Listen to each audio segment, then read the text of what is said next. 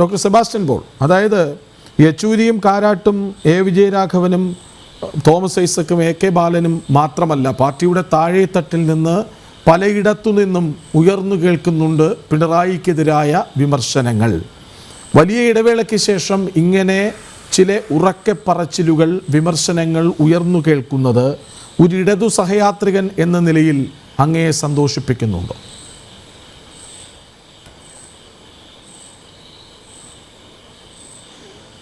അല്ല, പാർട്ടിക്കെതിരെ ഉയർന്നു വരുന്ന വിമർശനങ്ങളും ആക്ഷേപങ്ങളും എന്നെ ഒട്ടും തന്നെ സന്തോഷിപ്പിക്കുന്നില്ല.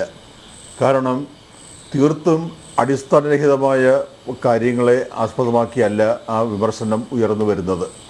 അങ്ങനെ വിമർശനം വരുന്നത് നല്ലത് തന്നെ, ഞാൻ അതിനെ സ്വാഗതം ചെയ്യുകയാണ്. പക്ഷേ വിമർശനത്തെ ആരോഗ്യപരമായ മനസ്സോടെ, ആരോഗ്യമുള്ള ഒരു മനസ്സോടെ, പോസിറ്റീവായ മനസ്സോടെ സ്വീകരിക്കാനും തിരുത്തലുകൾ വരുത്താനും പാർട്ടിക്ക് കഴിയണം.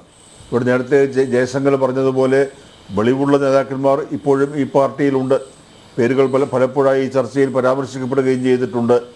അവർക്ക് വിവേകത്തോടെ ഉചിതമായ രാഷ്ട്രീയ തീരുമാനമെടുത്ത് തെറ്റുകൾ തിരുത്താൻ കഴിയും, തിരുത്തേണ്ടവരെ തിരുത്താൻ കഴിയും എന്ന പ്രത്യാശ തന്നെയാണ് ഒരു സഹയാത്രികൻ എന്ന നിലയിൽ എനിക്കിപ്പോഴും ഉള്ളത്.